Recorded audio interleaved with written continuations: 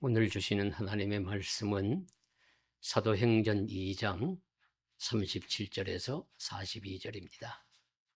그들이 이 말을 듣고 마음에 찔려 베드로와 다른 사도들에게 물어 이르되 형제들아 우리가 어찌할꼬 하거늘 베드로가 이르되 너희가 회개하여 각각 예수 그리스도의 이름으로 세례를 받고 죄 사함을 받으라.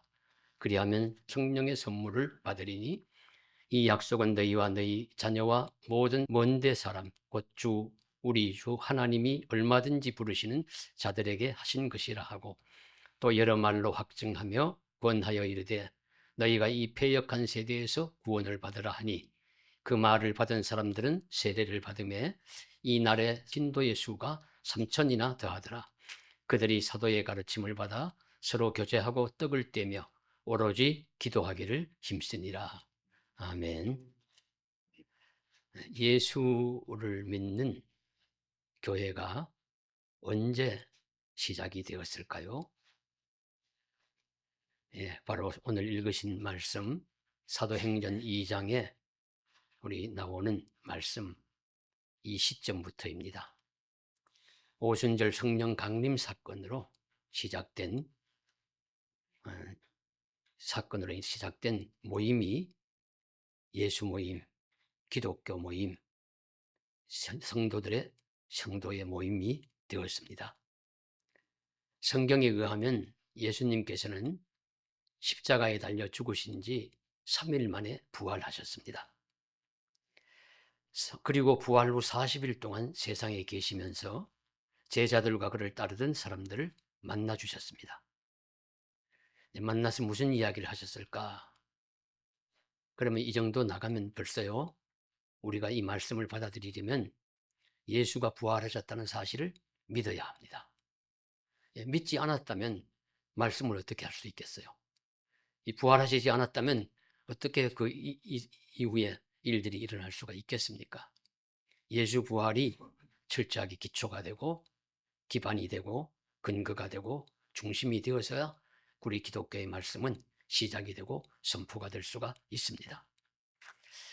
그래서 예수님이 십자가에서 달려 죽으시고 3일 만에 부활하셔서 한 40일 동안 땅에 계시면서 말씀하신 내용이 사도행전 1장에 보면 주로 두 가지인데, 하나는 하나님 나라의 일을 말씀하셨다 그러십니다. 이 하나님 나라의 일들을 말씀하셨습니다.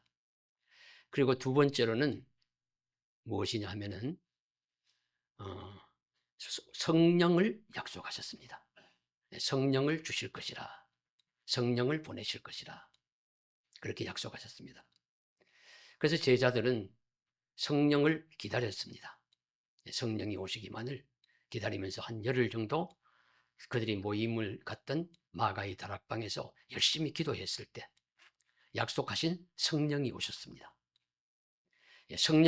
오순절 성령이 오시는 모습은 바람 같은, 급하고 강한 바람 같은 소리가 쉬 났다는 말씀이 나오고, 불같은 성령이, 불덩이 하나씩이 성도님들이 머리 위에 얹히는 것 같은 그런 역사가 일어났습니다.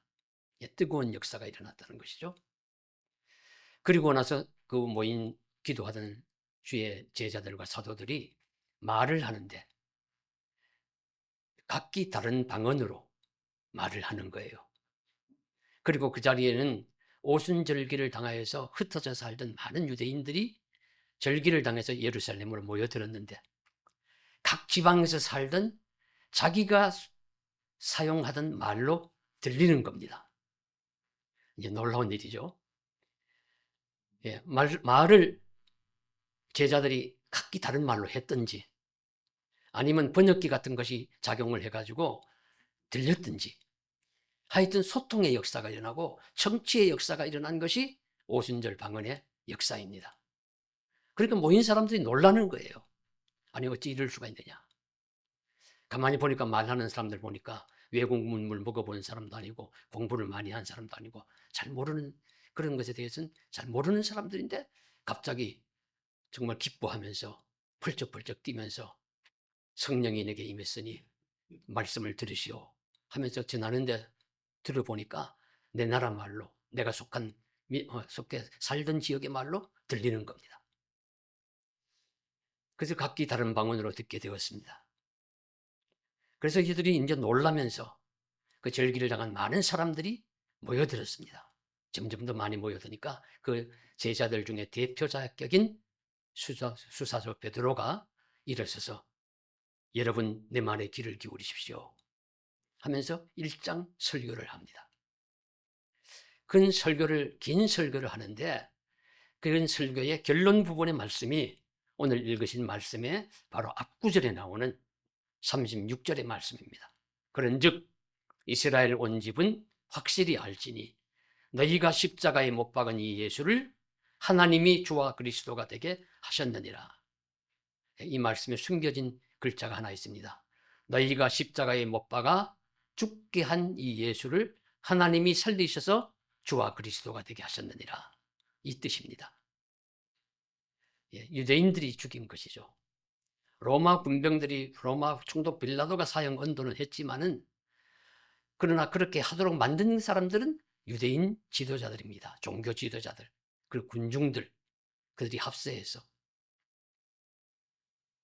선동해서 예수를 십자가에 못 박으라고 소리를 질러서 강압해서 그랬으니까 죽인 자들은 결국에는 유대인들입니다. 너희가 당신들이 죽인 그 예수를 하나님이 다시 살리셨습니다. 그래서 온 세상의 주인이 되게 하셨고 온 세상의 구원자가 되게 하셨습니다. 메시아가 되게 하셨습니다. 이 말씀이 우리 가르쳐주는 전하는 말씀의 결론 부분입니다. 이 말씀을 듣고서는 들은 사람들이 놀라는 거죠. 그리고 오늘 말씀 읽으신 말씀처럼 그들이 이 말을 듣고 마음에 찔려 베드로와 다른 사도들에게 물어 이르되 형제들아 우리가 어찌할꼬 하거늘 마음에 찔림을 받았어요. 창으로 찌르는 것 같이 칼로 찌르는 것 같이 페브가 말씀의 검이 심장을 도리는 것 같이 우리의 마음을 아프게 합니다. 충격을 줍니다. 아, 내가 잘못 살았구나. 내가 의로우신 예수를 죽였구나. 그 예수는 다시 살아났구나 하는 것을 깨닫게 되면서 회개하고 각성하고 탄복하면서 주님 앞으로 돌아오는 사람들이 많이 생기게 되었습니다. 그 사람들의 수가 3,000명이었다. 그래서 예수 믿는 사람들, 예수 믿는 모임이 생기게 된 것입니다. 그래서 그 예수 믿는 사람들의 모임을 교회라고 합니다. 그래서 엄격하게 말하면 우리가 무슨 교회 하는 것은 예배당을 의미하는 거예요. 건물을 잘 지어가지고 예배를 드리는 처소는 예배당이고 교회는 이 예수를 주님으로 믿는 하나님의 아들로 믿는 온 세상의 구주로 믿는 사람들의 모임이 교회입니다. 그래서 저와 여러분이 함께 모여서 이 예배하는 이 자체가 교회인 것입니다. 그리고 우리가 예배하는 처소는 예배당입니다. 그래서 교회가 생겨나게 되었습니다. 이전에 내가 알던 세상과 다른 것이라 하는 깨달음이 왔습니다. 내 작은 지식으로 세상을 다 아는 것처럼 판단하는 자아가 무너지게 되었습니다. 새로운 것을 깨닫고 새로운 길로 나가게 되었습니다. 그래서 형제들아 우리가 어찌할꼬 하니까 이 베드로가 대답을 합니다. 너희가 회개하여 각각 예수 그리스도의 이름으로 세례를 받고 제사함을 받으라. 그리하면 성령을 선물로 받으리라. 회개해라. 회개하여 제사함을 받아라. 세례를 받아라. 회개는 예수님이 온 세상과 나의 참된 주인이시요 내 길을 인도하시는 분이라는 영원한 구원자이심을 고백하는 것입니다. 회개는 내가 죄인이라는 사실을 깨닫고 하나님 앞에 죄인됨을 인정하고 나의 잘못된 삶을 돌이키는 것입니다. 오늘 일부 예배 때 전도를 받아서 처음 교회에 나오셨다는 분이 나오셨어요. 마침 나오셔서 그래서 감사로 예배를 드렸는데 그래 예배 마치고 여쭤보니까 처음 교회 나왔대요. 총동원 주일 이런 거 교회마다 소개를 해서 한두 번 따라가 보긴 따라가 봤지만 내가 전도받고 자의로 해서 나온 것은 처음입니다. 그러죠. 그렇게 사시던 분은 내 힘 믿고 내 의지대로 살아가던 길입니다. 그런데 하나님이 나를 인도하셨구나. 나를 붙들으시는 어떤 힘이 있구나. 이런 사실을 느끼고 깨닫게 되면서 예수 믿는 믿음의 세계 안으로 들어오게 되는 것입니다. 그래서 예수님이 나의 구주가 되시고 예수를 믿음으로 내가 그리스도인이 되고, 그러니 교회는 다른 무엇보다도 예수 부활의 터전 위에 있다는 사실을 우리가 깨닫는 것이 중요합니다. 이 사건으로 말미암아 세상에 예수 믿는 자들의 모임이 시작되었고 바로 예수 교회가 되었고, 바로 부활하신 예수가 교회의 기초요 교회의 주인이요 온 세상의 주인이라는 사실을 믿는 믿음의 사람들은 고백하며 함께 모임을 갖는 것이 교회입니다. 이처럼 기독교회는 부활 예수의 터 위에 자리 잡고 있습니다. 그만큼 부활은 예수 사건의 핵심이라고 할 수 있습니다. 예수처럼 사랑을 행하고 예수처럼 병자를 고치고 예수처럼 잘 가르치는 위인들이 간혹 있을지 모르겠습니다. 그러나 다시 부활하셔서 가르치시고 부활하셔서 길을 인도하시는 분은 예수님밖에 없어요. 다른 세상의 어떤 존재도 그런 적이 없습니다. 그러므로 부활은 예수님의 삶과 행적의 가장 핵심입니다. 그러면 예수님의 부활이 나와 무슨 상관이 있을까 하는 문제가 대두가 되죠. 세상의 흐름을 파악하는 데는 두 가지 접근법이 가능합니다. 하나는 제비 한 마리 왔다고 봄이 온 것이 아니다 하는 말처럼 한두 가지 조짐만으로 대세를 판단해서는 안 된다는 신중한 접근법이 필요할 수도 있습니다. 그러나 낙엽 한 잎 떨어짐에 천하가 가을됨을 안다. 이건 반대 말이죠. 이 말은 하나의 직무만 보면 전체를 알 수 있다는 의미입니다. 예수님의 부활은 후자에 해당되겠습니다. 예수님의 부활이 모든 사람의 부활의 신호탄과 같은 것입니다. 바울은 고린도 교인들에게 부활에 대하여 설명하면서 그러나 이제 그리스도 예수 안에서 예수께서 죽은 자 가운데서 다시 살아나사 잠자는 자들의 첫 열매가 되셨도다. 잠자는 자들은 죽은 자를 의미합니다. 죽은 자들의 처음 열매, 첫 부활의 사례가 되셨다고 말씀하십니다. 예수께서 선두가 되시고 예수께서 본이 되시고 모든 죽은 자들 위해 이제 부활의 역사가 나타날 것입니다. 아름다운 열매를 잘 맺는 것이 나무의 소망이듯이 부활은 그리스도인과 교회라는 나무의 열매로서 궁극적인 소망이 되어야 합니다. 그러므로 우리는 성도로서 좋은 열매를 맺기 위해서 강한 부활 믿음을 가져야 할 것입니다. 부활은 여러 방면에서 우리에게 소망을 줍니다. 간략하게 두 가지로만 보겠습니다. 첫째로는 부활의 믿음은 생활의 소망을 줍니다. 여러분, 우리의 삶이 오르막길일까요? 내리막길일까요? 모든 것이 잘 되어가는 방향일까요? 아니면 쇠락하고 잘못되어 가는 길로 나아가고 있습니까? 좀 더 쉬운 말로 일이 풀리고 있습니까? 꼬이고 있습니까? 우리 걱정이 많죠. 아유, 내 인생 꼬이는 것 아니야? 일이 풀리기보단 자꾸 꼬여가네? 점점 힘들어져 가네? 상황이 악화되어져 가네? 그런 생각을 할 수가 있습니다. 그러나 기독교인은 그렇게 생각하지 않습니다. 하나님이 주인 되시고 하나님이 인생의 주인이 되어주시사 우리를 도우시고 붙드셔서 인생을 풀리는 방향으로 인도해 주실 것입니다.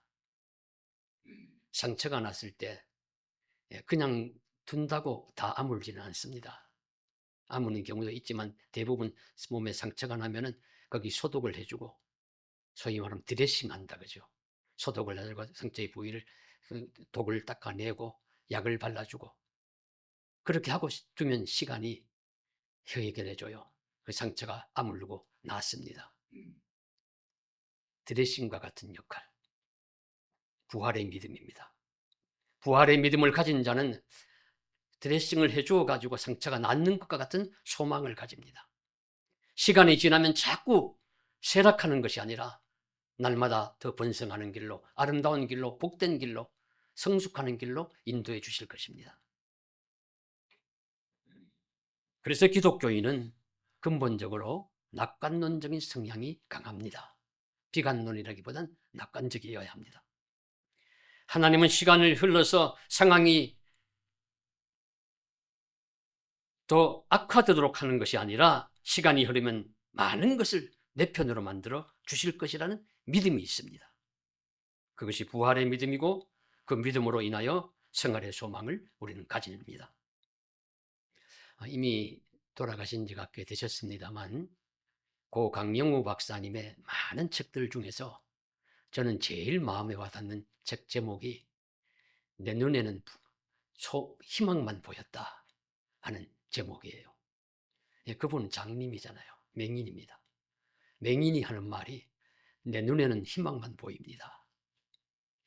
우리 두 눈 뜬 우리들에게도 절망할 일, 실망할 일, 낙심할 일, 그거 쌓이고 층층이 있어서 걱정, 근심 살아갈 때 많은데 정작 앞 못 보는 그분 하는 이야기가 내 눈에는 희망만 보입니다 라고 이야기를 합니다. 놀라운 일 아닙니까? 그는 어떻게 생각하고 무엇을 보기에 이런 말을 할 수 있을까요?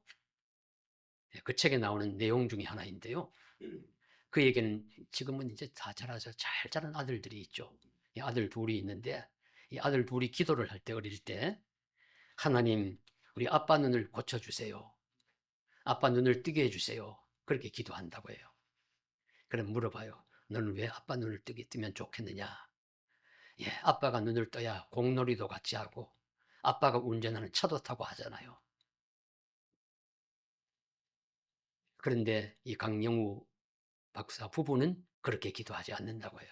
하나님, 제가 눈을 못 뜨더라도 마음의 눈으로 또 다른 방법으로 아이들에게 더 좋은 것들을 가르쳐 줄 수 있게 해주세요. 그렇게 기도하고 이제 영감이 오지요. 그래서 더 많은 것을 해줄 수 있게 해달라고 기도하였는데 하나님이 그에게 주신 능력이 있습니다.